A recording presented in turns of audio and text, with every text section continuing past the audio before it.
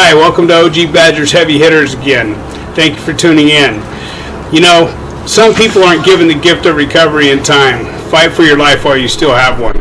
So tonight's guest is Jim. We're going to go by Jim T. He's got some interesting stories to let you know, fill you in on, where things took him and the places he's been as a result of it. Some of the funny situations he's gotten himself into. The story isn't for the weak at heart. Let me just let you know right now. So you might want to make sure your parents are rating you.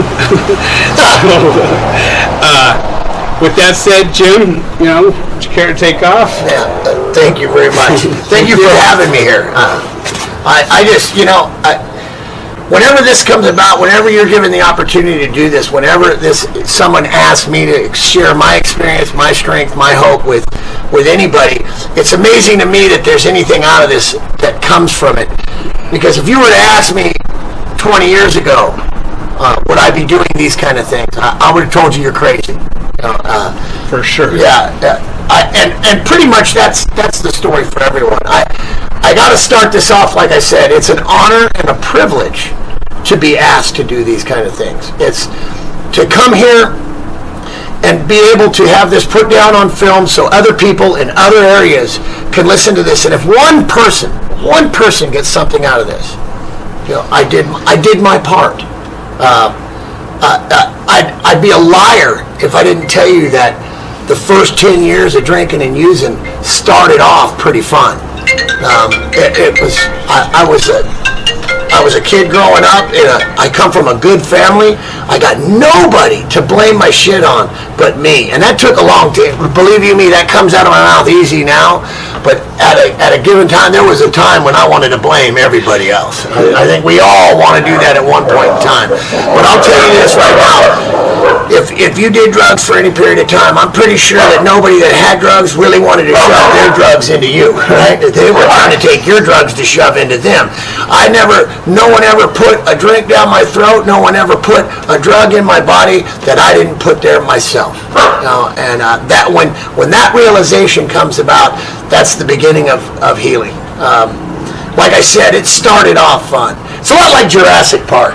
Who went on until the electric fence went down? It's they're eating me. And the same thing goes. The first drinks were probably when I was a kid. Having fun. I come from a Catholic family, so there's always drinking at funerals, weddings, Thanksgiving, Christmas, you name it, birthdays.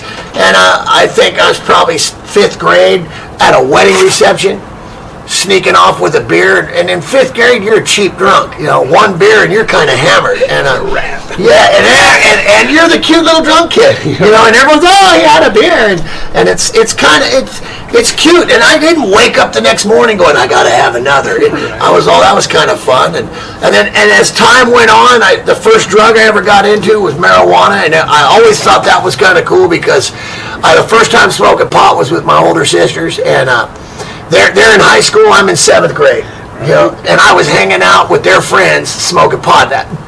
I was hanging out with chicks with tits. That was badass, right? Right? For sure.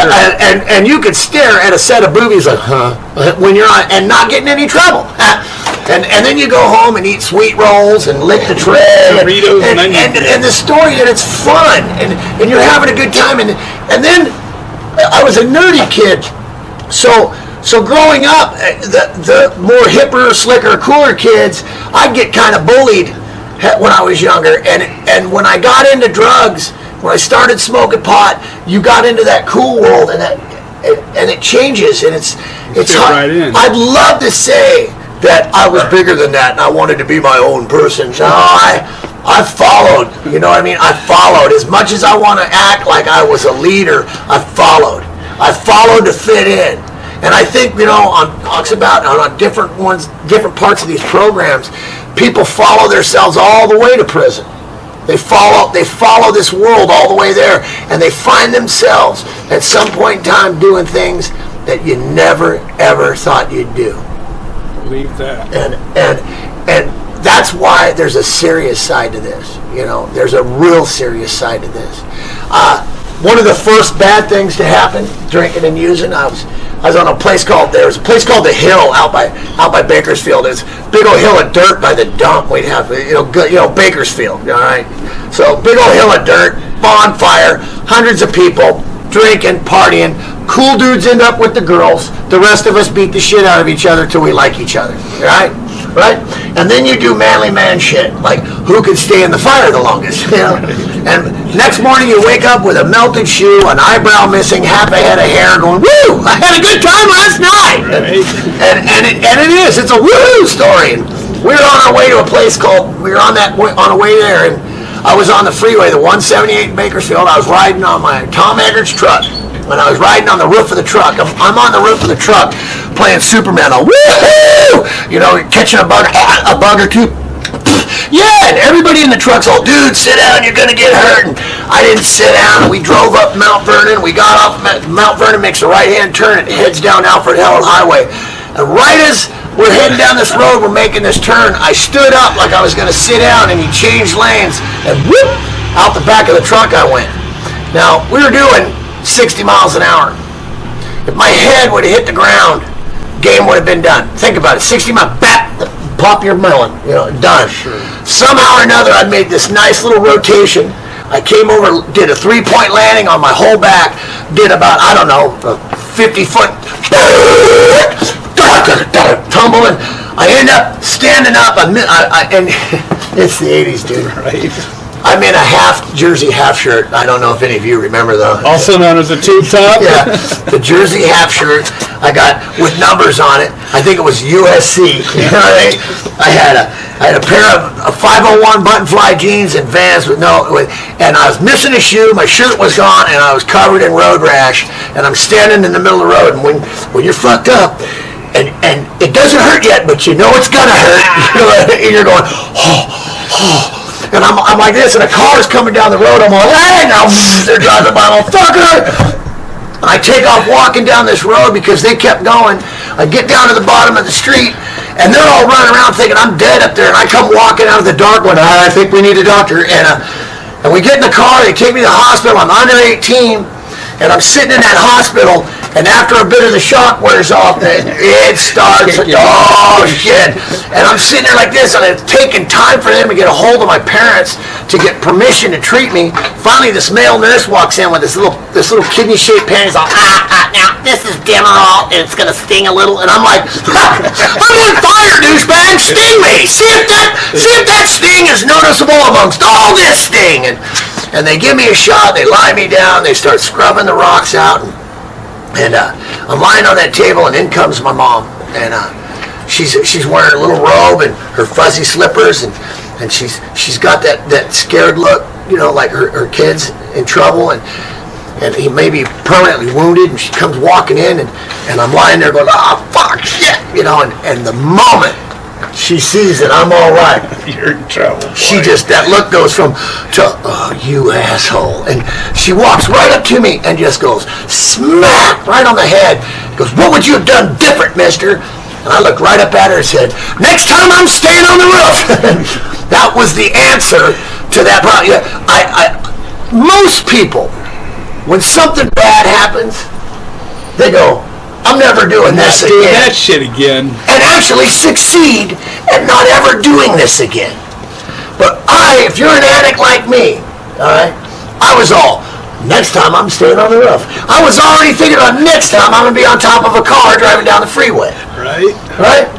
And that's the story of the next 20 years of my life. I got an education. I'm a college graduate. The first real drug, I remember graduating high school before college and hearing all the horror stories about going to Disneyland on grad night thing, and everybody who gets busted, right. Everybody the year before got busted with alcohol. Someone got busted with pot. Someone got this. Someone got that. There's tunnels under Disneyland. Cameras everywhere. Yeah, Mickey Mouse is a narc. It's a 6-foot rat narc. And I'm like, oh, so me and my friends are like, what can we do that we don't need to take any paraphernalia or anything? So we all do like 5 hits of acid before we get on the bus, and we're like, we're going. So halfway, by the time we hit Magic Mountain, it's all fucking Disneyland, right? I mean, we're looking out the window, woohoo, look at that, you know. And there's three of us on a bus acting all weird with eyeballs that you could look in my eyes and see out the back of my head. And people that are all talking about, we're going to college next year and we're doing this and we're all, look at the reflectors, you know. We pull into Disneyland and this was before the new, you know, it's all been rebuilt, but we pull into Disneyland and those oleander bushes are all, you know, the acid shift, you know what I'm talking about. And I'm looking out the window like, fuck, it's windy out there, you know, and we get off the bus and there ain't even a breeze. Right. And I'm all, it looks windy, and then we go in and we have to wait and you get patted down before you're going into Disneyland. I'm like 20 people back in line already like this, you know, walking around like this. The dude's patting me down, I'm all, too late. Can I stay standing now? Is that all right? Yeah, I'm like, too late. We go into Disneyland, dude, and I mean, we spent the whole night running around Disneyland, half the time just going, stuck by a bench by a bunch of flowers going, look at the color in that, you know, and it just turned into another one of those woohoo stories, right? The first drug to really come along and kick my ass was cocaine in the 80s. Everybody heard about cocaine being the rock and roll drug. I don't know. It was the party drug. In hindsight on cocaine, it's the bumpest ass drug you can ever get. You're going to get laid because of cocaine? I don't know about you. I didn't get laid once because of that shit. It was a one-way ticket to the peephole for me. It was blinder heaven. Just look out. I wanted the orb. The only fun thing about crack was going to get it. That was the only time you were happy about that shit. It was just more, it's ridiculous, you know. And while this progression is starting, we have family members, we have mothers, we have aunts, we have uncles, we have brothers and sisters. Listen up, people, listen up. And they're watching this happen to us. And if you're watching this and you're going, oh, that's right, you know, I don't know what kind of families everybody comes from, but I mean, I had people that were watching me destroy myself, starting like standing on the edge of a building getting ready to jump to the concrete, and they're going, don't do that, and it's happening in slow motion, and they're trying to help you, they're trying to ask you what's wrong, and you're fighting it. That's denial, but that's what addiction is. You know, I mean, I just heard something the other day. It was strange. I heard it on something on one of the internet deals, and this guy's talking about addiction, and I guess somebody sent it to me and my wife, and the guy's going, it's not a disease, blah, blah, blah, and I'm like, huh, it's a disease, you know, it's a disease of the brain, it's a disease of malcontent, it's a disease of I can't get enough. It's not like a bacteria, it's not like a fungus, and it's not like a virus. It's definitely like a cancer. But it's definitely like a cancer, and it grows. And the one thing about the disease of addiction is this. It's a disease, but it's way different than cancers. Because I'm going to tell you, folks, people with cancer, when they fall out of remission, they have a relapse, everybody backs them up. When we fall out, when we relapse, we go to jail. We go to prison. They take our kids. We get kicked out. We lose our cars. We lose everything. The thing about our disease is the only people who really understand it are us. And coming full circle on that, that's why I'm here. Thank you for being here. That's why I'm here. Because one thing about this program, the therapeutic value of one addict helping another, all right, is without parallel. And it's hard to understand the term, can't keep it unless you give it away. What the hell? I can't keep my money but I gotta give it away? You know, it's a paradox to everything that we've been taught growing up. And then we get to this, and you don't realize it until you're down and out. Someone helps you, and you help someone else. And there's a benefit to helping someone else. That's the most important part. That's why you're doing this. That's where the magic comes in. The magic comes in from this. And I spent a lot of time with cocaine. I got off crack on the Ginny Crank diet. I'm one of those multi-drug user guys. I remember one time someone in a psych evaluation, I was naked at the fucking airport, people. The aliens were messing with me. I went down to the air, and in Bakersfield, it was either the court building had a metal detector or the airport. And I'm like, well, I'm less likely to get busted at the airport. And in '96, they didn't like naked guy at the airport. Today, they want you naked at the airport. That's what kind of pisses me off. I was all on guard for my time. And I showed up at the airport because the aliens were messing with me, and I stripped down right in the cab lane, right in front of a cab driver. It was kind of funny. I walk up to the door, and I'm thinking, it's only like from here to the end of this yard to the metal detector. I only have to be naked for 50 yards. You get what I mean? And dude, by 20 yards, that cop came out that front door. And I always tell people, it's weird. You can open fire, and it's going to take 5 minutes for the cops to get there. When you're naked, they were like parked waiting for you, you know? And going naked to jail, let me tell you. No one wants to fight with naked guy, though. Right? Right? That's kind of cool, because there's no way of fighting naked guy and not getting homophobic. Right? Yeah. Something's going to touch somewhere. But that one I haven't lived down. I've been clean almost 19 years. November 22nd, 1999 is my clean date, so I'm coming up on 19 years right now, and I still have to file that 290, you know, and I'm working on getting that expunged. It's taken 20 years, almost 20 years. Well, actually, it's been going on since 96, so it's 23 years. And that's the strange thing. College educated. Went to a good schools, had a good family. Drugs, don't give a fuck if you're from the street. They don't give a fuck if you're from the presidency. They don't care if you're a pope. They don't care if you're a sinner. They don't care if you're black. They don't care if you're white. They don't care if you're brown, yellow, Jewish, Muslim.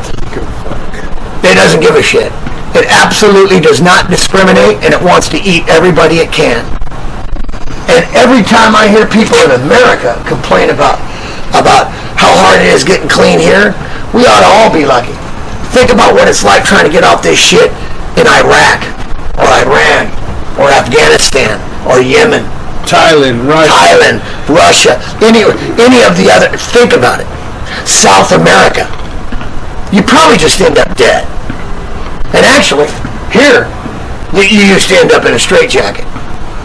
Until, I know we're in the program of NA, but Bill and Bob, who came up with the 12 steps with the help of the Oxford group, those guys, he was on his way to doing the Thorazine shuffle and wearing a straitjacket. All right? For the rest of his life. And that's pretty much all they did. We're very lucky in this day and age to have a program like this, to have some predecessors that set this up. All right? And believe you me, if we're not vigilant in how we do this, and we don't care about one another, we could lose it. I just want to say real quick, too, you know, people like Jim, people like myself, people that have been using for some time, we've experienced all these horrific things. We find it funny today. Yeah. It wasn't fucking funny then. You know what I mean? Like you said, you've had to register or something as a result of this, you know, and there's nothing funny about that when you're going to apply for a job. You're going, you know what I mean? Like, just people hear the word register and it just changes their thinking, you know. But the beauty of this program is you get to see sick individuals that were sick as hell out there doing bad things, breaking into cars, breaking into houses, just doing bad things. Like, that's not his story right now, but all this shit occurs, and then you get to see us in the rooms, and you go, I remember that jackass. You know what I mean? If he's able to change, maybe I too can change. You know, that's why we're trying to reach out to everybody. So you're going to hear a lot of shit in this story. You know, if it doesn't apply to you, let it fly.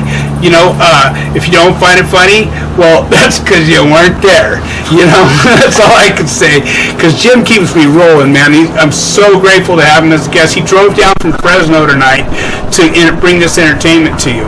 So it's not just entertainment, though. We want that very, very clear.